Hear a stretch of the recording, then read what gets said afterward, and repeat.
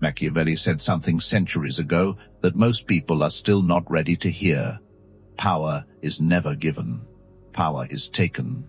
And the men who never understand this spend their entire lives playing by someone else's rules, wondering why nothing ever seems to work in their favor. They try harder. They show up more consistently. They become more available, more agreeable, more accommodating. They send thoughtful messages. They make real effort. They genuinely care. And the harder they try, the further the result moves away from them. You have felt this. That specific and deeply frustrating experience of doing everything right on the surface and still watching the connection slowly fade. Still watching her pull back without explanation. Still watching the interest that felt completely real quietly dissolve into nothing. And then you do what every man does in that moment. You replay everything, every single conversation, every message you sent and every message she sent back. Every moment you can remember from beginning to end, searching for the mistake, trying to locate the one thing you said or did that caused the shift. You apologize in your head. You consider reaching out again. You wonder if being more available, more expressive, more open would have changed the outcome. It would not have. And here is why. Because the problem was never what you said or did not say. The problem was the invisible psychological energy underneath everything you said and did. The signal you were broadcasting without knowing it. The frame you were operating from without having chosen it. And until you understand how these invisible forces actually work, repeating the same patterns with more effort will only produce the same results with more disappointment. What I am about to share with you today will make some people genuinely uncomfortable. Some will call it manipulative. Some will call it dark. Some will say this is not how men should think about women. But here is what I know from years of studying human psychology and behavioral patterns. The most magnetic, most attractive, most naturally compelling men in the world already understand these principles. They already operate from them. They simply never say it out loud. Because when something gives you a real edge, you do not explain it to the people around you. You do not hand your advantage to everyone within reach. You use it, you embody it, and you let the results speak. This video is about dark psychology and Machiavellian principles applied specifically to female attraction. Not manipulation designed to cause harm, not games built to use people and discard them, but the raw, honest, psychologically grounded truth about how attraction actually works beneath the surface level that most men never get past. Because here is the single most important thing I can tell you before we go any further. Attraction is not an emotional game. It is a psychological one, and every man who treats it like an emotional game loses. Every time, without a single exception. The men who understand the psychology, the men who understand perception and frame and presence at a deeper level than the average person ever reaches, those are the men who stop endlessly chasing and start being naturally chosen. So if you are genuinely ready to hear what most men will never be told, if you are prepared to understand attraction the way it actually operates rather than the comfortable version you were taught, then stay with me through what follows. Because the 3 secrets I am about to break down will not just change how women experience you.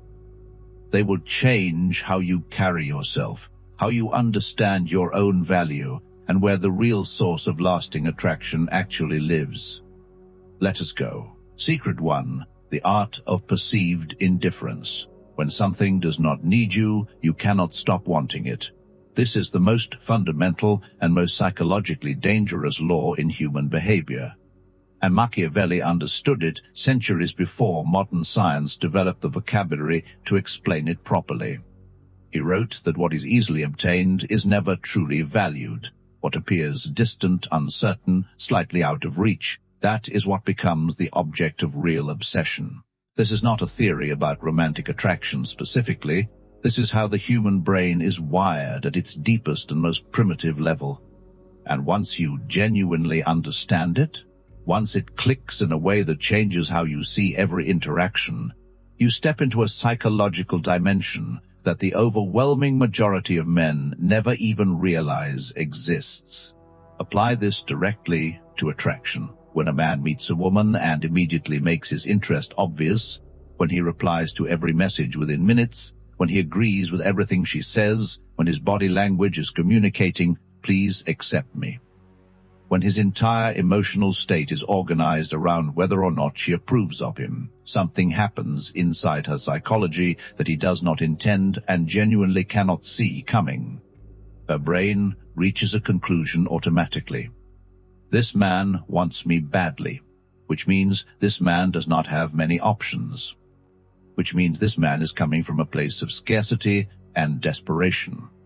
And a man operating from desperation, psychologically, feels unsafe, not because she consciously decides he is weak or inferior, but because her biology is reading those behavioral signals before her thinking mind processes a single word.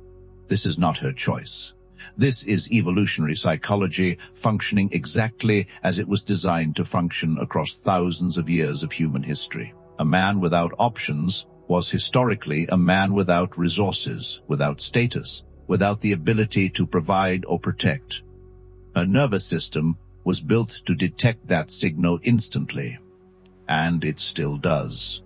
Now contrast that man with someone fundamentally different, a man who is clearly aware of her presence but does not appear to need anything from her. A man who has his own world, his own direction, his own purpose, that exists and functions completely independently of whether she is interested or not. A man who notices her but whose awareness carries no desperation, no urgency, no performance hidden underneath it, just calm, grounded, self-contained awareness. What happens inside her psychology around this second man? She starts thinking about him when he is not there. Her brain generates a question automatically that simply will not turn off. Why is he not more drawn to me? Why does he not seem to need my attention the way other men do?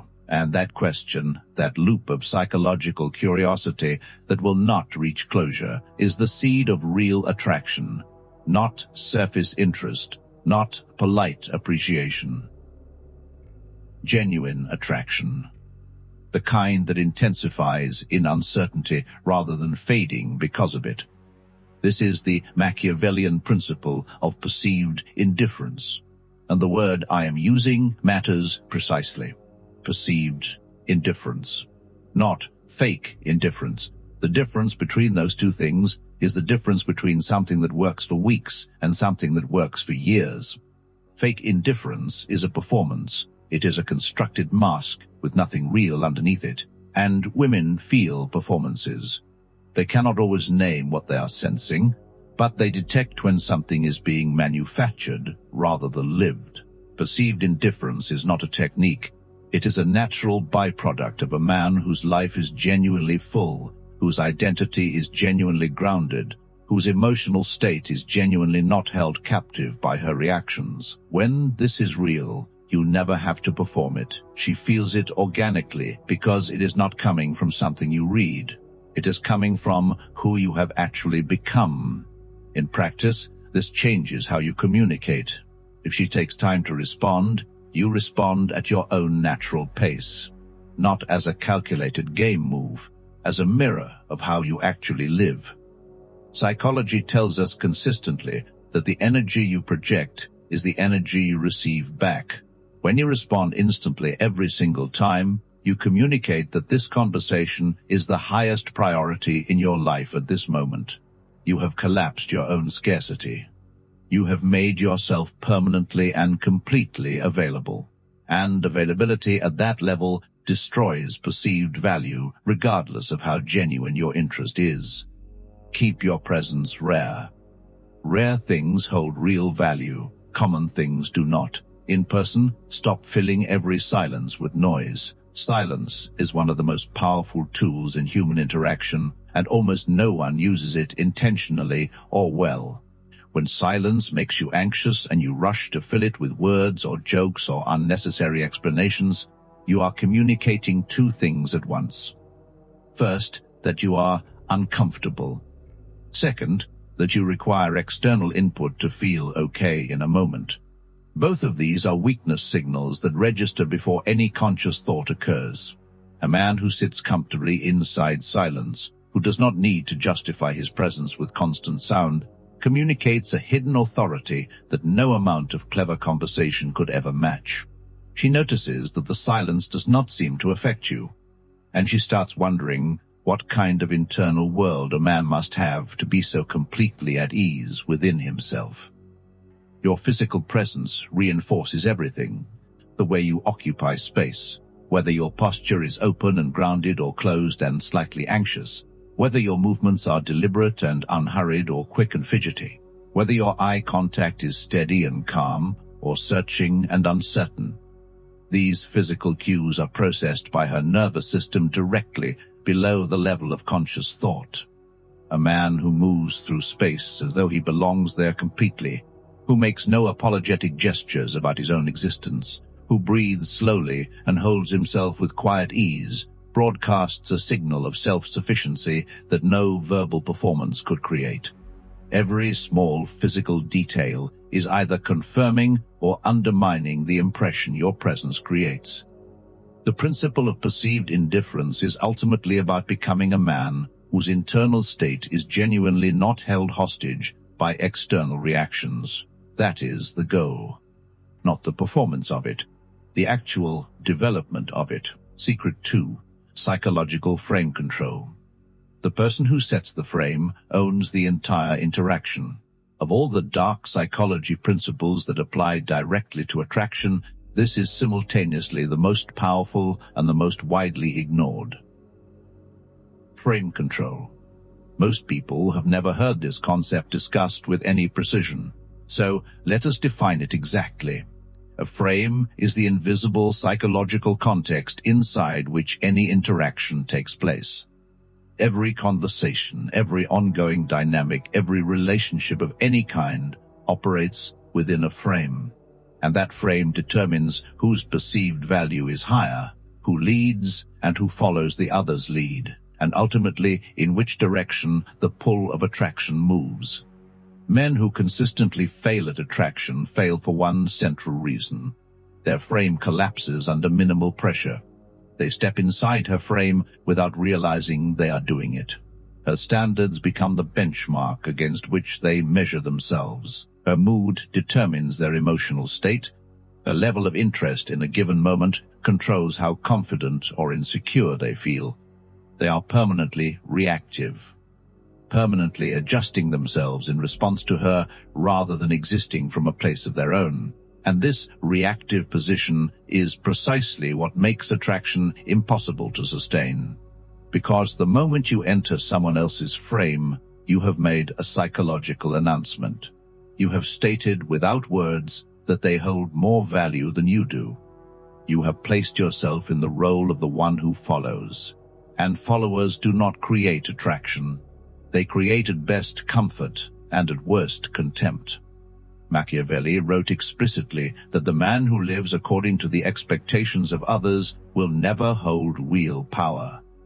Real power, the kind that influences without force, lives in creating a reality that others naturally begin to orient themselves toward. In attraction, this means your psychological frame must be solid enough that when her frame meets yours is the one that remains standing.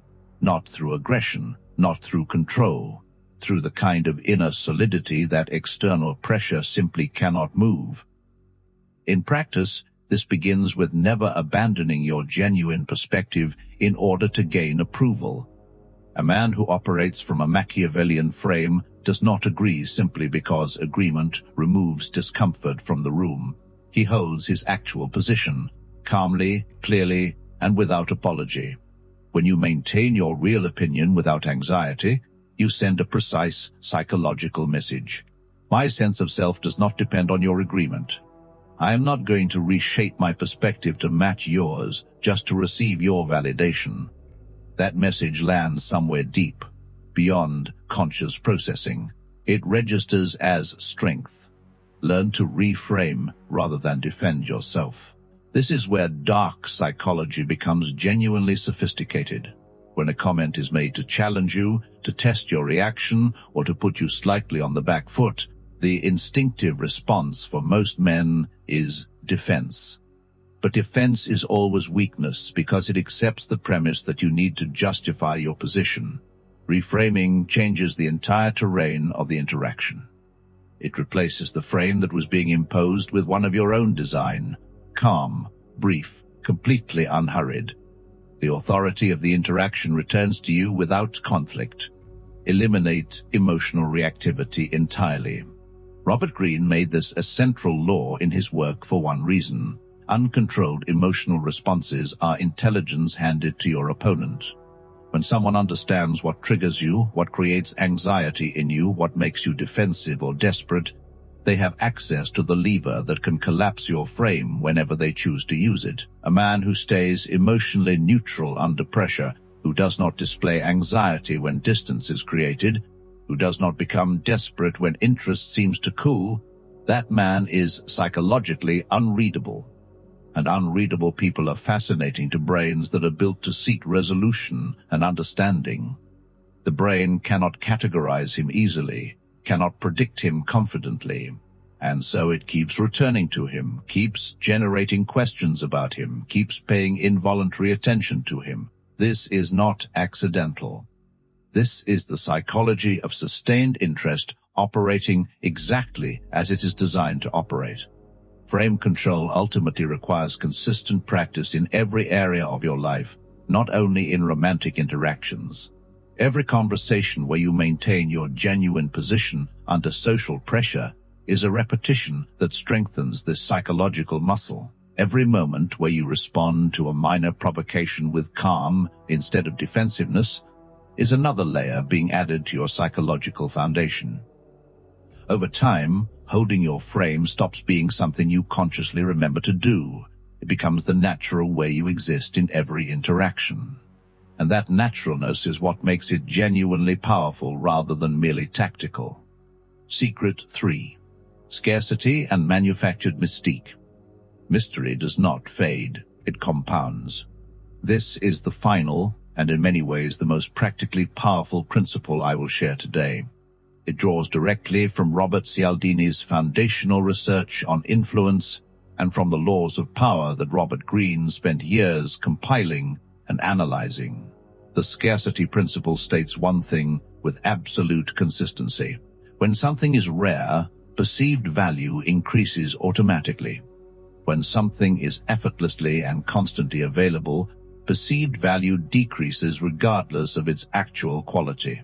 This plays out in economics, in marketing, in social dynamics, and in attraction. It operates with a precision and reliability that becomes impossible to deny once you observe it clearly in real experience. The man who is always available, who responds to every message within seconds, who clears his schedule at any request, who has no competing priority that ever supersedes whoever is standing in front of him, that man psychologically feels abundant. And abundant things are not desired. They are simply used when convenient. There is a fundamental and important difference between being genuinely desired and being conveniently available. Contrast that man with someone whose life has genuine weight and direction, who has real priorities demanding his attention, who is not available for every invitation because real things are happening in his life that matter to him. That man registers as scarce, and scarcity produces desire. Not casual interest, not occasional attention, real, sustained desire that grows over time rather than slowly collapsing as novelty fades. But scarcity of presence is only the first layer. Manufactured mystique operates at a deeper and more lasting psychological level.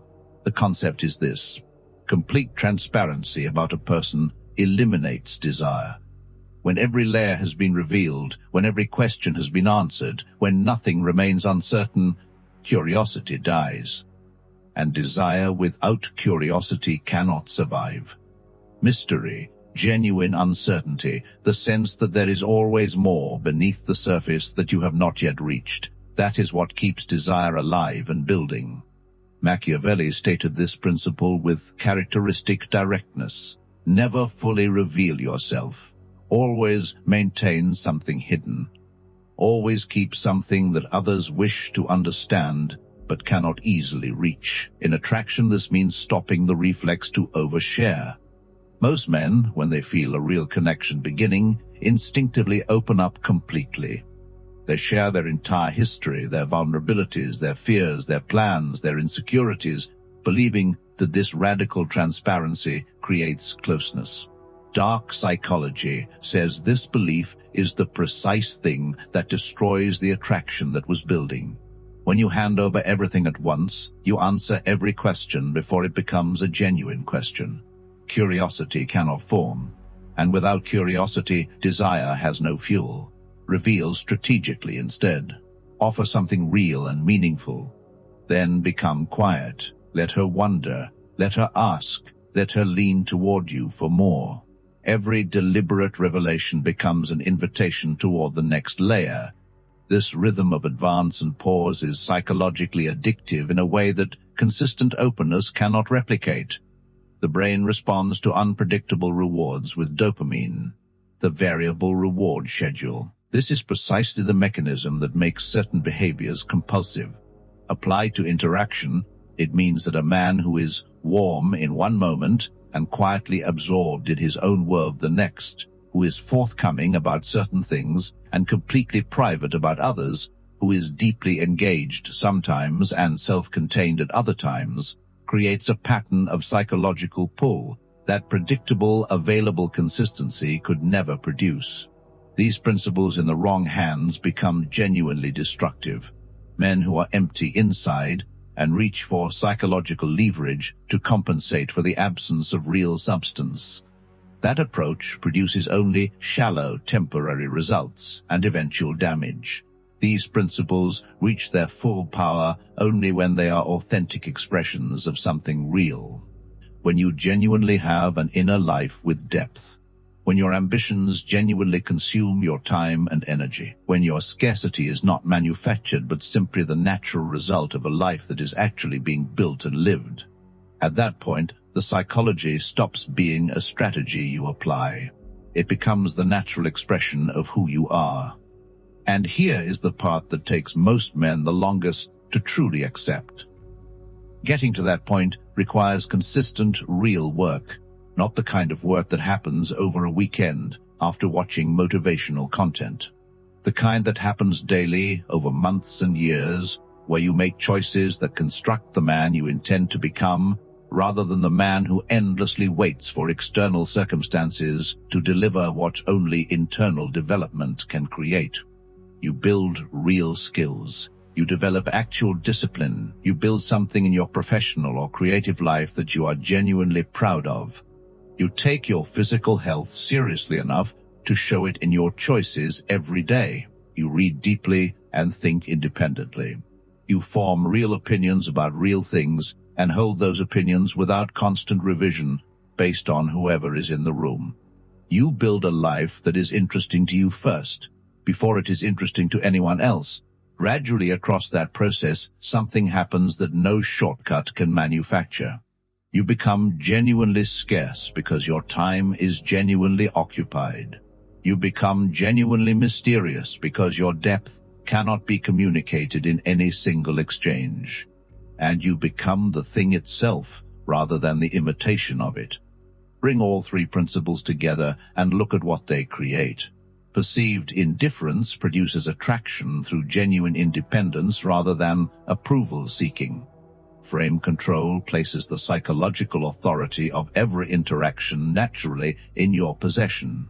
Scarcity and mystique ensure that desire deepens with time rather than dissolving as familiarity increases. Together, these three forces create a presence that is genuinely magnetic, not because of a performance, because of a level of inner development that most men never reach because they spend their entire energy managing her reactions instead of building their own foundation. And here is what makes this understanding more valuable than any surface-level dating advice you have ever heard. These three principles do not just change how women respond to you, they change how every person in your life responds to you. Colleagues, friends, business partners, everyone, because the psychology beneath attraction is simply the psychology of perceived value. And perceived value in any human context responds to the same forces, to presence, to frame, to the sense that someone has a life and a direction and an inner world that exists independent of whoever they are talking to. When you build these qualities into who you genuinely are rather than who you perform being, something shifts in every room you enter. You stop being someone people are politely aware of. You become someone people are genuinely curious about. That shift does not come from learning better lines or smarter strategies. It comes from the patient, consistent, unglamorous work of building a man that you yourself respect. A man whose emotional state is not determined by outside circumstances. A man whose frame does not collapse when tested. A man whose life is genuinely full enough that his presence naturally carries the weight of someone who is going somewhere. Machiavelli's lesson was never that people should be exploited. His deepest point was always that power is neutral. A tool, the man who uses these principles to build himself genuinely, to develop real presence and real substance and real direction, that man creates attraction that lasts not just through initial interest, but across years. Because she will not just be pulled toward him, she will respect him, she will trust him, she will choose to stay because she can feel with complete certainty that what he has built is genuinely real and genuinely his. The most powerful expression of everything described here is not performance, it is embodiment. The man who does not need approval because he has built something genuinely worth being proud of. The man who holds his frame because his identity rests on something that cannot be easily moved. The man who creates real mystery because he genuinely has depth that rewards the time spent discovering it. That man is not playing a psychological game. That man has become the kind of presence that the game is built around. He does not chase, he does not monitor reactions and adjust himself accordingly. He simply exists, completely, unapologetically, fully inside his own world. And everyone who encounters that kind of presence, especially women who are wired to sense it before they can name it, will feel the pull of it before they understand what they are responding to. That is where you are building toward. That is the destination these principles point to when they are followed honestly and with genuine commitment to becoming the man you are capable of being. Build that man. Everything else will follow without force, without games, and without ever having to ask for what will simply begin arriving on its own. The game does not reward the man who tries the hardest or wants it the most. It rewards the man who needs it the least and has built enough within himself that his presence alone communicates everything. Become that man and watch everything around you change completely.